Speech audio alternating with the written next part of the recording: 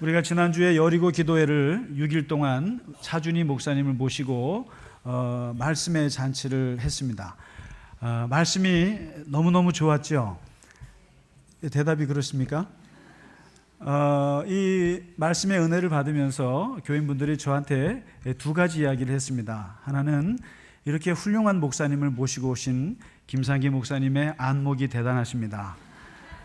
그리고 두 번째, 너는 왜 그렇게 설교를 못하느냐 라는 듯한 비교의 말씀을 느꼈습니다. 하진 않았는데 그런데 상관없습니다.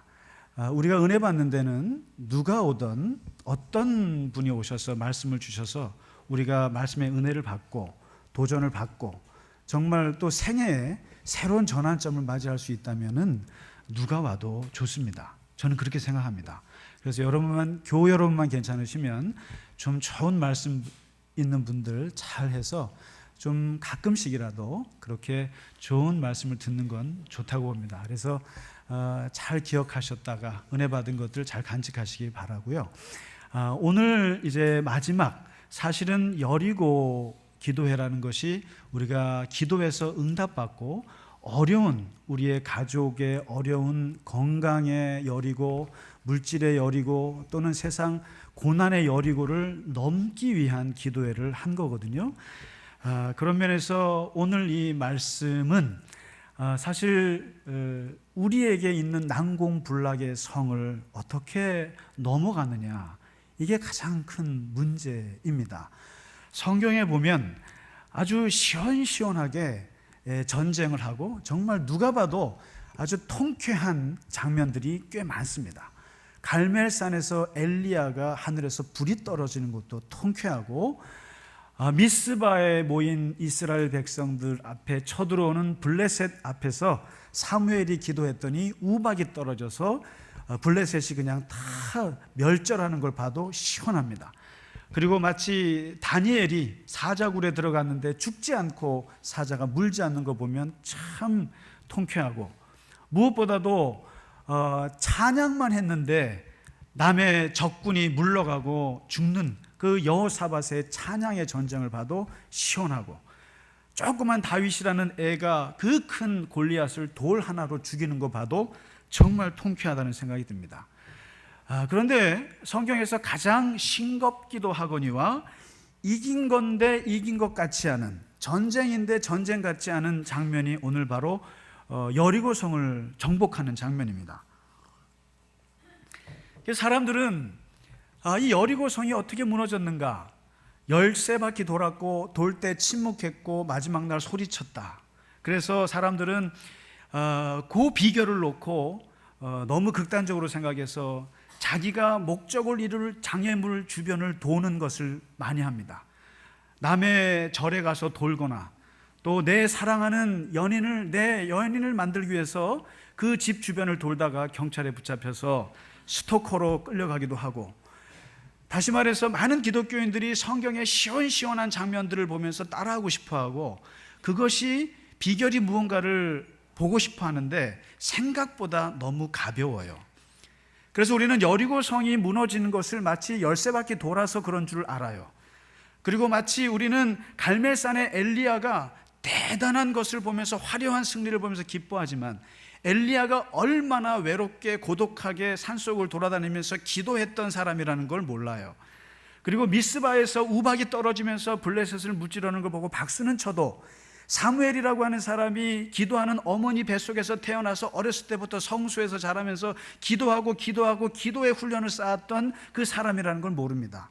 다니엘이 사자굴에서 살아날 때 사람들이 대단하고 놀라지만, 다니엘이 그 남의 나라 땅에서 하루에 3번씩 성전을 향해서 무릎 꿇고 기도했던 일상이 기도였다라고 하는 것을 잘 모릅니다. 마찬가지로 오늘 이 여리고성을 무너뜨리는 장면을 보면서 사람들은 박수를 칩니다. 와, 하루에 한 바퀴씩 침묵하면서 돌았구나. 침묵에 뭔가 힘이 있었나 보다.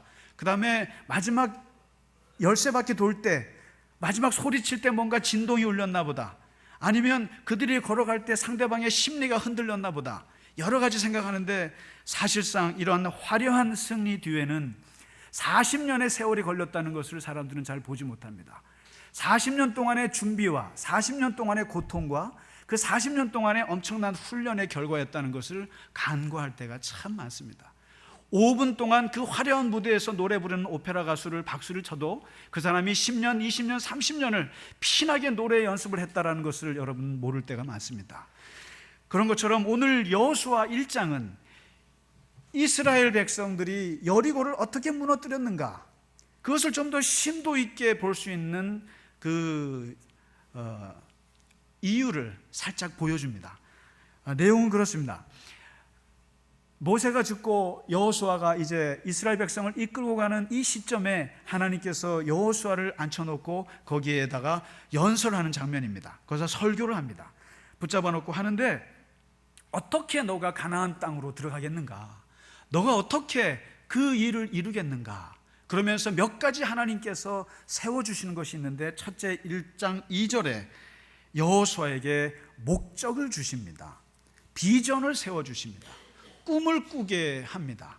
물론 이 꿈은 40년 된 꿈입니다. 그것을 확인할 뿐입니다. 기독교 신앙은 근본적으로 비전 신앙입니다. 꿈의 신앙이거든요. 그리고 목적 신앙입니다. 하나님은 우리를 부르실 때 그냥 부르신 적이 한 번도 없습니다. 항상 부르실 때 목적이 있습니다. 아브라함을 불렀을 때 하나님은 복의 근원이라고 하는 꿈을 꾸셨습니다. 요셉을 하나님께서 그 고생했던 요셉을 부르실 때는 가족 구원과 애굽 구원의 꿈을, 목적을 갖고 계셨습니다. 모세를 하나님께서 80에 부르실 때는 모세를 통해서 이스라엘 백성을 출애굽하는 목적을 두셨습니다. 이사야 선지자를 부를 때는 이사야를 통해서 하나님의 말씀을 이스라엘에게 깨닫게 하고자 한 목적이 있었고, 사도행전 9장에서 바울을 하나님께서 부르셨을 때, 부활하신 그리스도께 부르셨을 때는 얘는 내가 이방인과 임금들과 이스라엘 백성들에게 예수의 이름을 전하기 위한 나의 그릇이라는 목적을 분명히 하셨습니다. 하나님은 저와 여러분을 부르실 때 그냥 부르신 적이 한 번도 없습니다. 항상 목적을 두고 행하시고, 항상 하나님은 우리를 통해서 꿈을 갖고 계십니다. 저는 사실 저 안에 목적이 두 가지가 있습니다. 제 삶의 목적입니다. 목회자로서의 목적이고 저의 삶의 신앙인으로서의 목적이 있는데, 하나는 하나님 나라를 사는 것과 하나님 나라에 가는 것입니다. 이 땅에서 하나님의 나라를 살지 못한 사람은 하나님 나라에 갈 수도 없고, 이 땅에서 하나님의 나라를 산 사람치고 지옥 갈 사람은 없습니다. 하나님 나라를 사는 것과 하나님 나라를 가는 것, 오늘 이스라엘 백성들, 출애굽한 이스라엘 백성들에게 하나님은 두 가지 목적을 주셨습니다. 모세에게. 그것은 바로 너희는 젖과 꿀이 흐르는 가나안 땅으로 들어가는 것, 그 땅에 들어가는 것이 목적이에요. 근데 그것만이 아니라 두 번째, 들어가서 거룩한 백성, 하나님의 제사장의 나라, 이 제사장 나라가 돼서 하나님과 이방 세상 사이에 브릿지 역할, 가교 역할을 하는 나라가 되기를 꿈을 꾸셨습니다. 그 목적을 두고 40년을 끌고 오셨습니다. 그래서 하나님께서 우리에게 목적을 주셨는데, 그 목적의 조건이 오늘 2절에 보면 숨어 있습니다. 몇 가지. 목적의 신앙을 갖는 사람들은 항상 이 세 가지 조건을 갖게 되어 있습니다. 2절에 보면 모세가 죽었으니, 첫째, 모세가 죽었으니, 이 말은 위기 상황이라는 겁니다. 앞이 캄캄하다는 뜻입니다. 그리고 어떻게 미래가 펼쳐질지 모르는 상황입니다. 내 모든 목적은 다 이런 캄캄한 상황에서 오게 되어 있습니다. 편안한 사람치고 목적 있는 사람 없습니다. 편안한 사람 목적 없고요, 편안한 나라 목적 없고, 편안한 시대 목적 없습니다. 왜요? 그 편안함 자체가 목적이니까. 그러나 한번 위기가 오고 고난이 오고 고통이 닥쳐지고 앞이 캄캄하면 사람은 목적이 생깁니다. 어떻게든 살아야 되는 목적, 살아야겠다는 목적. 모세가 죽었기 때문에 이스라엘의 목적이 생겼습니다. 목적. 그리고 두 번째, 백성과 더불어. 이 하나님의 비전을 가진 사람들은 항상 자기가 짊어질 짐이 있습니다. 그 짐이 바로 여호수아에게는 백성들입니다. 이 백성들을 끌고 가야 됩니다. 다시 말해서 이 짐이 있고 동시에 이 백성은 자기를 도와주는 동반자예요. 동역자. 그래서 항상 목적을 가진 사람들은 가족이라는 짐이 있고, 아니면 내 나라라고 하는 짐이 있고, 내 공동체라는 짐이 있거든요. 근데 그 짐은 우리에게 짐임과 동시에 나를 받쳐주는 동반자인 것도 사실입니다. 가족이 짐이에요. 그런데 짐임과 동시에 가족 없으면 못 살아요. 오늘 이 여호수아에게는 백성은 짐이에요. 그러나 이 백성들의 도움 없이는 또 못 갑니다. 그리고 세 번째 말하기를, 이 백성과 더불어 목적을 가진 사람들은 요단강을 건너야 합니다. 다시 말해서 모든 목적을 가지고 이 길을 걷는 사람들은 산 넘어 산입니다. 강 건너 강이고 바다 건너 바다입니다. 항상 장애물이 있고 이거 건너면 그 다음 장애물이 있게 마련이죠. 목적이 없는 사람들은 그 장애물을 장애물이라고 생각 안 합니다. 그러나 이 목적이 있는 사람들은 요단강을 건너야 합니다. 그래서 기독교는 길 떠나는 종교라고 얘기를 합니다. 스피리추얼 전이라고. 그냥 그래서 존 버년이 쓴 철로역정이라는 것도 결국 기독교 신앙은 길 떠나는 종교예요. 목적을 가지고 가는 종교예요. 그것이 바로 하나님 나라를 향해서 온갖 많은 요단강을 건너는 그 여정이라는 걸 얘기합니다. 그러면서 오늘 두 번째, 하나님께서 목적을 먼저 세워주신 다음에, 그리고 두 번째 3절부터 보시면 항상 하나님께서는 목적을 주신 공동체나 목적을 주신 사람에게는 항상 약속을 주십니다. 먼저 약속을 주시는데 한 두세 가지 약속을 주십니다. 하나가, 네가 발바닥으로 밟는 땅은 내가 다 주었다, 이렇게 얘기합니다. 이게 축복입니다. 이게 복이라고 하는 것은 하늘에서 뚝 떨어지는 게 결코 아닙니다. 복이라고 하는 것은 콩 심은 데 콩 나고 팥 심은 데 팥 나는 게 복입니다. 그리고 10개 심으면 10개 나면 그게 복입니다. 지난번에 제가 식물의 세계를 말씀드렸습니다마는 우리 주변에 사는 모든 식물들을 100개를 뿌렸으면 0.5개밖에 생존하지 못한다고 말씀드렸을 겁니다. 다시 말해서 내가 노력한 만큼 되는 게 별로 없습니다. 이 세상은 내가 투자한 만큼 열매를 맺지는 못합니다. 그런 면에서 내가 뿌린 만큼 거둔다고 하는 것은 그게 축복입니다. 이게 축복입니다. 오늘 네가 발로 밟기만 하면 그건 다 너 것이다. 네가 노력하는 만큼 주시는 것, 그건 대단한 축복인 거죠. 그리고 두 번째는 내 평생에 너를 능히 대적할 자가 없을 것이다. 만일 너를 누가 저주하면 내가 그를 저주해 줄 것이고, 너를 축복해 주면 내가 그를 축복할 것이니 누가 우리 교우들에게 대적할 분들이 있겠습니까? 아무도 없습니다. 하나님께서 사람을 붙여주실 것이고 돕는 자를 붙여준다는 것이죠. 그리고 마지막 하나님이 말씀하신 것이 늘 너와 함께 있을 것이니까, 늘 너와 내가 함께 있다. 이것처럼 좋은 게 없죠. 임마누엘, 하나님이 동행하시면 그게 곧 형통입니다. 한번 요셉을 보시면 요셉에게 항상 쓰는 말이 하나님이 함께 하시니 형통하더라. 내가 너와 함께 할 것이다. 그러면 형통한 것이죠. 하나님이 함께 하시면 불통인 거죠. 그래서 오늘 이렇게 약속을 하신 후에 마지막으로 오늘 하나님께서 여호수아에게 당부의 말씀을 하십니다. 부탁의 말씀을 하나를 하시는데 무려 6절, 7절, 9절, 하나님께서 늙으셔서 그러셨는지 아니면 여호수아가 머리가 나빠서 그런지 3번이나 얘기하신 게 있어요. 그게 뭐냐면 강하고 담대하라, 그리고 오직 강하고 담대하라, 그리고 또 강하고 담대하라. 그리고 마지막 9절에 두려워하지 말며 놀라지 마라. 깜짝깜짝 놀라지 마라. 왜 이것을 3절에 걸쳐서 주님은 마음을 강하게 하라, 두려워하지 마라, 이 말씀을 이렇게 세게 하실까? 여호수아가 못 알아들어서 그럴까? 아니면 하나님이 걱정이 돼서 그럴까? 3번을 마음을 강하게 할 것을 얘기합니다. 왜 그럴까요? 요즘 우리가 성경 공부에 잠언을 공부합니다만 잠언에 보면 이런 말씀이 있습니다. 사람이 지킬 것이 여러 개가 있다는 거예요. 집도 지켜야 되고, 자기의 돈도 지켜야 하고, 자식도 지켜야 하고, 또 자존심도 지켜야 하고, 명예도 지킬 것이 많지만, 그러나 더욱더 지켜야 할 것이 있는데 네 마음을 지켜라.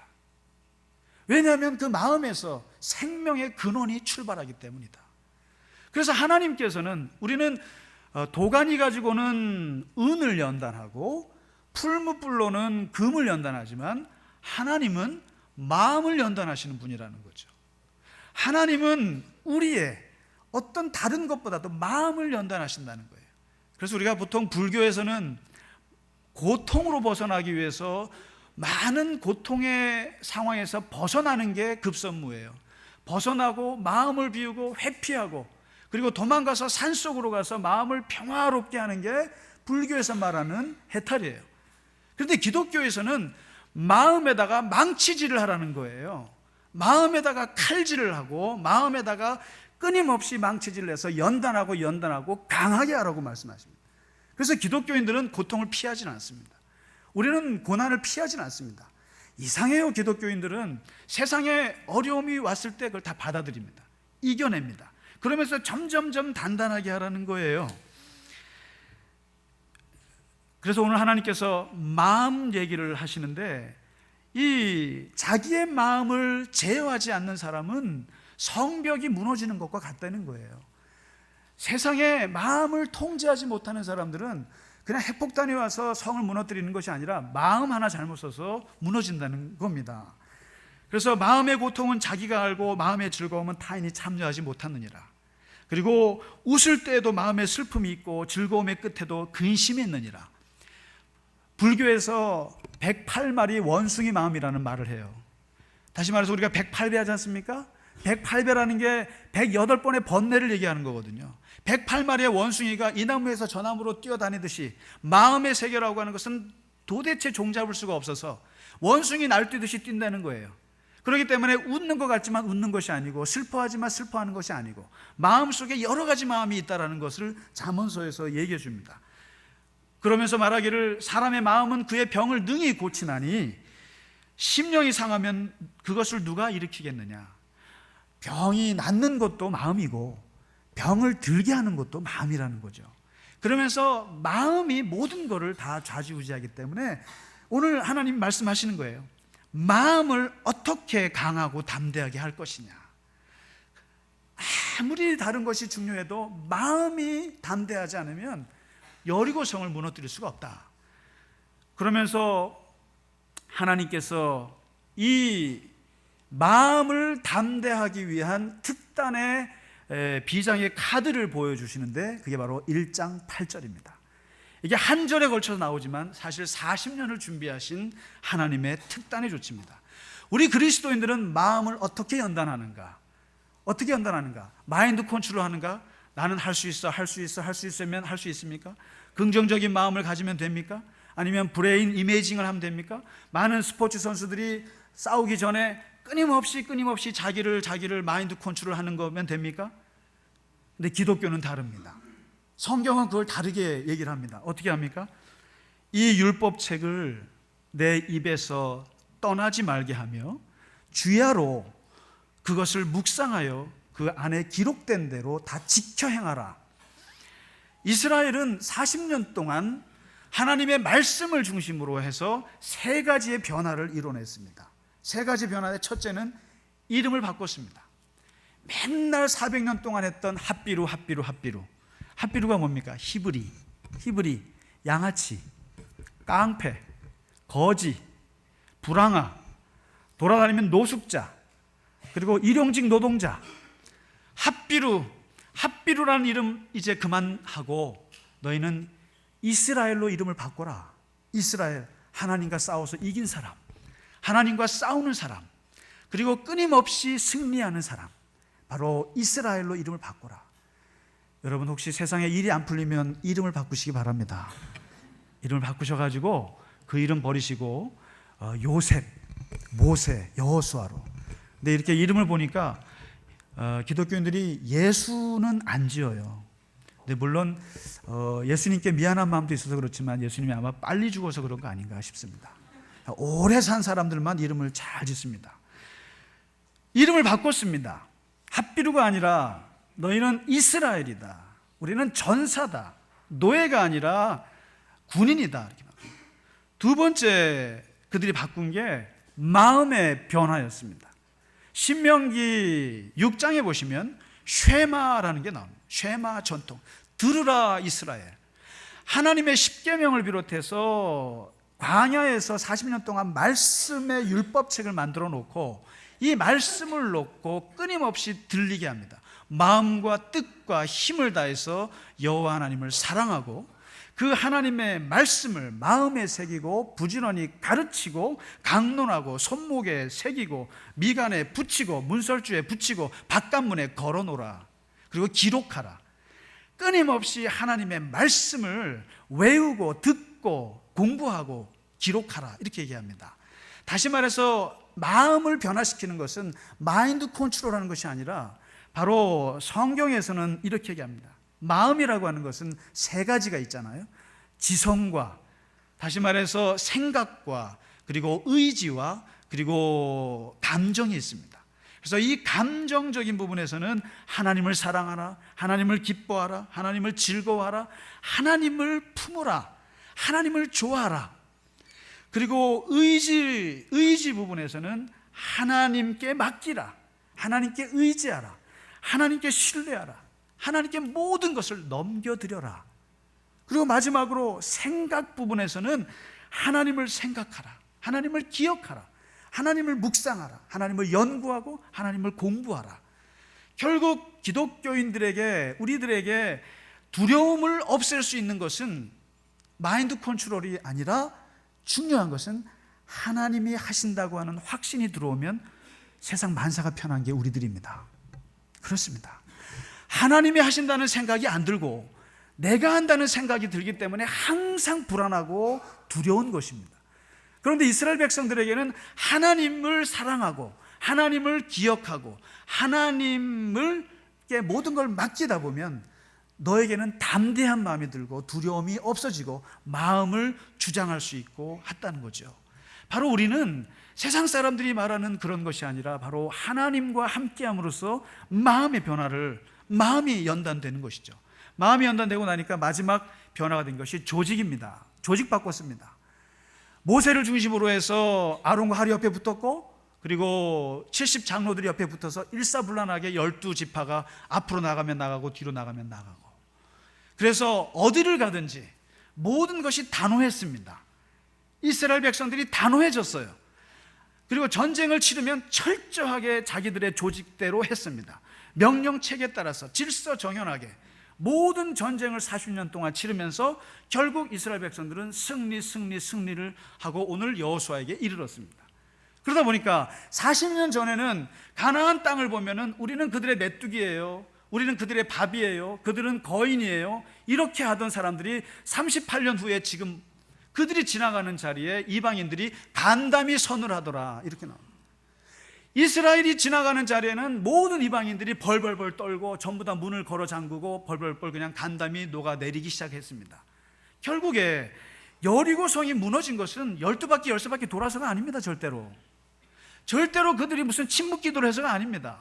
그리고 무슨 한꺼번에 소리를 외쳐서 진동파이에서 무너진 게 아니고 40년 동안 그들이 준비되었던 뚜렷한 목적의식, 우리는 가나안 땅에 들어갈 거야, 우리는 거기서 하나님의 거룩한 백성이 될 거야, 목적의식을 세우고 거기에서 하나님이 함께할 거라는 약속을 받았고, 거기에 끊임없이 마음의 훈련, 말씀의 훈련, 조직의 변화를 통해서 그들이 그 앞에 섰을 때 이미 무너진 거예요. 그게 무너진 거예요. 우리는 너무 성경을 가볍게 봐서는 안 됩니다. 그들이 무너뜨린 것은 엄청난 40년 동안의 준비가 있었기 때문에 여리고성이 무너진 것이지, 그 일주일 동안에 무슨 퍼포먼스 해가지고 무너진 게 결코 아니란 얘기입니다. 우리는 말씀을 마칩니다. 사도 바울이 얘기한 것처럼 뒤에 있는 것은 잊어버리고 앞에 있는 것을 잡으려고 푯대를 향하여 그리스도 예수 안에서 하나님께서 부르신 부름의 상을 위하여 달려가는 사람들입니다. 우리는 뒤를 돌아보지 않고 앞을 향해서, 목적을 향해서 달려가는 하나님의 사람들이고 하나님의 공동체요, 하나님의 종들입니다. 우리는 오늘도 하나님께서 부르신 그 부르심의 목적을 향해서 담대한 마음을 가지고, 하나님의 말씀으로 담대해진 마음을 가지고 하나님 앞에 단호하게 그 길을 걸어가시는 저와 여러분 모두가 되시기를 주님의 이름으로 축원합니다. 같이 찬송하고 마치겠습니다.